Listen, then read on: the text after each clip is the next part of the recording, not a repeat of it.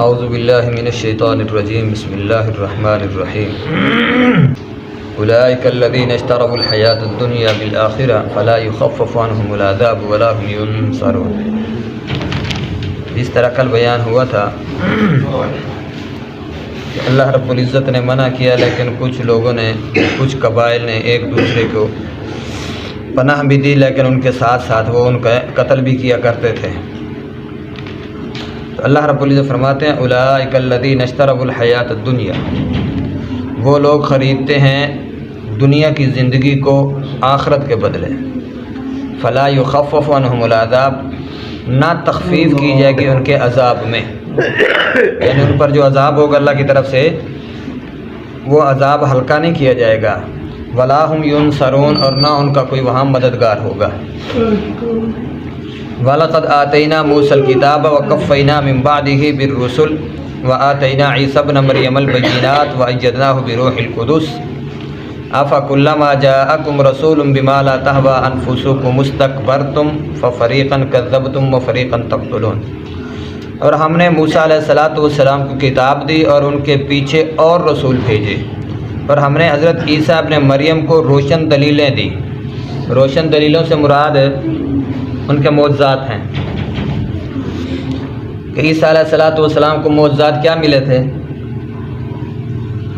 مردے کو زندہ کر دینا، اور یہ بات ذہن میں رکھیں، یہ ایک معجزہ تھا۔ وہ مردے کو زندہ کرتے تھے، لیکن اس کے بعد پھر اسے موت آ جاتی تھی۔ یہ نہ سمجھنا زندہ کرتے تھے پھر وہ زندہ چلتا پھرتا دنیا داری کرتا تھا، یہ چیز نہیں ہے۔ صرف زندے کو مردہ کر دینا، اس کے بعد پھر موت آ جاتی تھی اسے۔ تو یہ اللہ تعالیٰ نے اسے معجزہ دیا ہوا تھا عیسیٰ علیہ السلام کو۔ اور دوسرا یہ تھا جو نبینا ہوتا تھا اس کے آنکھوں پہ ہاتھ پھیرتے تھے، بینائی واپس آ جاتی تھی۔ اور اس کے علاوہ جسے ابرس کی بیماری کہا جاتا ہے، برس کی یا ابرس کی، یہ سفید پن جو ہوتا ہے وجود کے اندر، یہ بیماری کوڑ کی بیماری بھی اسے کہتے ہیں، اس کے اوپر ہاتھ پھیرتے تھے، یہ بیماری ختم ہو جاتی تھی۔ یہ عیسیٰ علیہ السلام کے مشہور جو معجزات ہیں وہ یہ ہیں۔ تو اللہ تعالیٰ فرماتے ہیں عیسیٰ ابن مریم کو روشن دلیلیں دی اور روح القدس سے ان کی تائید کروائی۔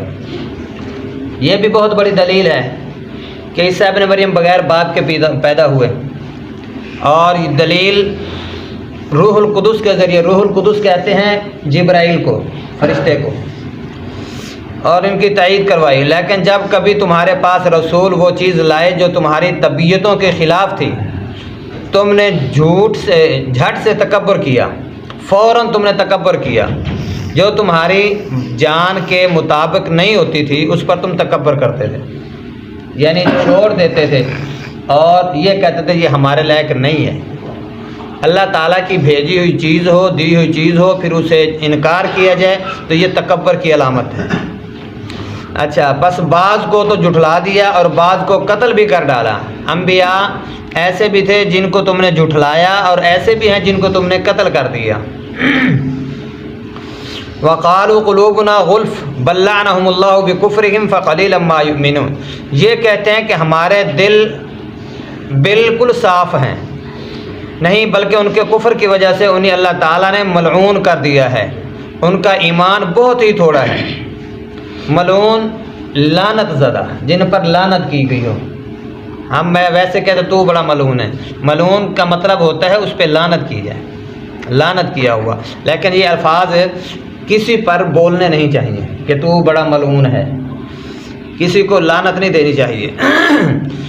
اچھا، اور ان کا ایمان بہت ہی تھوڑا ہے، بلکہ ان کا ایمان وہ صرف تھوڑا ہونے کی وجہ کیا ہے؟ کلمہ پڑھتا ہے بندہ لیکن ایمان نہیں لاتا، کلمے کے مطابق زندگی نہیں گزارتا۔ وَلَمَّا جَاءَهُمْ كِتَابٌ مِّنْ عِندِ اللَّهِ مُصَدِّقٌ لِّمَا مَعَهُمْ وَكَانُوا مِنْ قَبْلُ يَسْتَفْتِحُونَ عَلَى الَّذِينَ كَفَرُوا فَلَمَّا جَاءَهُمْ مَا عَرَفُوا كَفَرُوا بِهِ فَلَعْنَةُ اللَّهِ عَلَى الْكَافِرِينَ۔ اور ان کے پاس جب اللہ تعالیٰ کی کتاب اور ان کی کتاب کو سچا کرنے والی آئی، یہودیوں کے پاس، یعنی جب پچھلی کتاب کو سچا کرنے والی آئی تو حالانکہ پہلے یہ خود ان کے ذریعہ کافروں پر فتح چاہتے تھے، تو باوجود آ جانے اور باوجود پہچان لینے کے پھر کفر کرنے لگے، اور اللہ تعالیٰ کی لعنت ہو کافروں پر۔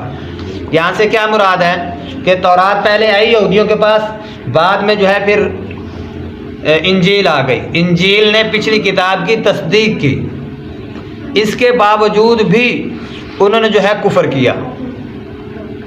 ایک نبی آتا ہے وہ تبلیغ کرتا ہے، اس کے بعد دوسرا نبی آتا ہے، کیوں بھیجا جاتا ہے اسے؟ کہ پہلی امت جو ہے وہ گمراہ ہو چکی ہے، اس لیے وہ آ کر پچھلی کتاب کی تصدیق بھی کرتی ہے، پچھلے نبی کی تصدیق بھی کرتے ہیں، لیکن اس کے باوجود پچھلی قوم جو ہے اس کی بات نہیں مانتی۔ اب اس کی مثال آپ ہی دیکھ لیں، اپنے وقت کے اندر عیسائی بھی موجود ہیں، یہودی بھی موجود ہیں، لیکن قرآن پر وہ عمل نہیں کرتے، کلمہ نہیں پڑھتے نبی صلی اللہ علیہ وسلم کا۔ تو یہ پچھلی قومیں جو ہیں ان پر اللہ کی طرف سے یہ لعنت ہے، ان کو مسلمان نہیں کہا گیا۔ کیوں؟ کہ جب قرآن آ گیا ہے تو پھر اس پر عمل کریں، قرآن پر عمل نہیں کرتے، اور پچھلی جو ان کی کتابیں ہیں ان کے اندر تحریفیں موجود ہیں، ان پر وہ جو تعریفیں کرتے ہیں، جو اپنی طرف سے باتیں لکھتے ہیں، تو پھر ان کو جو ہے وہ سامنے دلیل کے طور پہ پیش کرتے ہیں کہ یہ ہماری تورات میں جی یہ لکھا ہے، انجیل میں یہ لکھا ہے۔ قرآن کا انکار بھی ہو گیا اور اپنی کتابوں کو تحریف کر کے پھر سامنے لایا گیا۔ تو یہ چیزیں جو ہیں اللہ فرماتے ہیں اللہ تعالیٰ کی لعنت ان کافروں پر۔ بئس ما اشتروا به انفسهم ان يكفروا بما انزل الله بغيا ان ينزل الله من فضله على من يشاء من عباده فباءوا بغضب على غضب وللكافرين عذاب مهين۔ بہت بری ہے وہ چیز جس کے بدلے انہوں نے اپنے آپ کو بیچ ڈالا، وہ انکار کفر کرنا ہے۔ اللہ تعالیٰ کی طرف سے نازل شدہ چیز کے ساتھ محض اس بات سے جل کر اللہ تعالیٰ نے اپنا فضل اپنے جس بندے پر چاہا نازل فرمایا، ان کے بعد یہ لوگ غضب پر غضب کے مستحق ہو گئے۔ اللہ تعالیٰ جس کو نبی بناتا ہے، نبی بنا کے بھیجتا ہے، پھر یہ لوگ اس کی بات نہیں مانتے، اپنی بات کو مد نظر رکھتے ہیں۔ اللہ فرماتے ہیں ایسے لوگوں پر غضب کے اوپر میرا غضب ہے۔ کچھ وہ غضب کرتے ہیں، برے کام کرتے ہیں، ان کے اوپر اللہ تعالیٰ کا غضب ہوتا ہے، اور ان کافروں کے لیے رسوا کرنے والا عذاب ہے۔ وَإِذَا قِيلَ لَهُمْ آمِنُوا بِمَا أَنزَلَ اللَّهُ قَالُوا نُؤْمِنُ بِمَا أُنزِلَ عَلَيْنَا وَيَكْفُرُونَ بِمَا وَرَاءَهُ وَهُوَ الْحَقُّ مُصَدِّقًا لِمَا مَعَهُمْ قُلْ فَلِمَ تَقْتُلُونَ أَنبِيَاءَ اللَّهِ مِنْ قَبْلِ إِن كُنتُم مُؤْمِنِينَ۔ اور جب ان سے کہا جاتا ہے کہ اللہ تعالیٰ کی اتاری ہوئی کتاب پر ایمان لاؤ، تو کہہ دیتے ہیں جو ہم پر اتاری گئی ہے اس پر ہمارا ایمان ہے۔ یعنی یہود و نصارہ کو اگر کہا جائے کہ اللہ کی نازل کردہ کتاب ہے اس پر ایمان لے آؤ، تو وہ کہتے ہیں ہمارا ایمان ہے، جو اللہ کی طرف سے نازل ہوئی تورات انجیل جو نازل ہوئی ہیں، زبور نازل ہوئی ہے، ہمارا ان پر ایمان ہے۔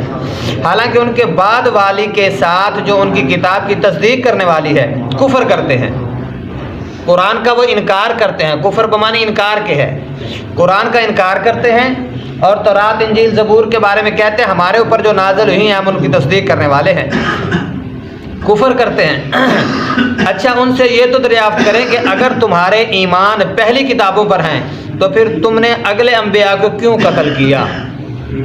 آنے والے جو انبیاء ہیں ان کو تم نے قتل کیوں کیا؟ اگر تمہارا ایمان ہے ان کتابوں پر، یعنی تورات انجیل زبور پر اگر تمہارا ایمان ہے، تو پھر اگلے انبیاء جو آئے بعد میں ان کو آپ نے قتل کیوں کیا؟ وَلَقَدْ جَاءَكُم مُوسَىٰ بِالْبَيِّنَاتِ ثُمَّ اتَّخَذْتُمُ الْعِجْلَ مِن بَعْدِهِ وَأَنْتُمْ ظَالِمُونَ۔ تمہارے پاس تو موسیٰ علیہ السلام یہی دلیلیں لے کر آئے، لیکن تم نے پھر بھی بچڑا پوجا، تم ہی نے ظلم کیا، بچڑے کی عبادت تم نے کی، بچڑے کو معبود تم نے بنایا، اور پھر ظلم ہی تم نے کیا۔ وَإِذْ أَخَذْنَا مِيثَاقَكُمْ وَرَفَعْنَا فَوْقَكُمُ الطُّورَ خُذُوا مَا آتَيْنَاكُمْ بِقُوَّةٍ وَاسْمَعُوا قَالُوا سَمِعْنَا وَعَصَيْنَا وَأَشْرِبُوا فِي قُلُوبِهِمُ الْعِجْلَ بِكُفْرِهِمْ قُلْ بِئْسَ مَا يَأْمُرُكُمْ بِهِ إِيمَانُكُمْ إِن كُنتُم مُؤْمِنِينَ۔ جب ہم نے تم سے وعدہ لیا اور تم پر طور کو کھڑا کر دیا اور کہہ دیا کہ ہماری دی ہوئی چیز کو مضبوط تھامو، موسیٰ علیہ السلام کو، اور سنو، تو انہوں نے کہا کہ ہم نے سنا اور نافرمانی کی، اور ان کے دلوں میں بچڑے کی محبت ڈال دی۔ بسبب ان کے کفر کے، ان سے کہہ دیجئے کہ تمہارا ایمان تمہیں برا حکم دے رہا ہے اگر تم مومن ہو۔ جب اللہ تعالیٰ نے موسیٰ علیہ السلام کو کوہ طور پہ کھڑا کر کے یہ وعدہ لیا تو موسیٰ علیہ السلام اپنے وعدے کے مطابق اپنی قوم کے پاس پہنچے اور ساری باتیں بتا دی۔ اس کے باوجود پھر بھی تم نے موسیٰ علیہ السلام کے بتائے ہوئے فرامین کے مطابق بھی تم نے بچڑے کی عبادت کی، تو تم نے کون سا اچھا کام کیا؟ بچڑے کی محبت کو دل میں ڈال لیا، اللہ تعالیٰ کی محبت کو چھوڑ دیا، جو موسیٰ علیہ السلام نے تمہیں سمجھایا اس معاملات کو تم نے چھوڑ دیا، اور تم ایمان نہیں لائے، پھر بھی کہتے ہو ہم نے کون سا برا کام کیا ہے۔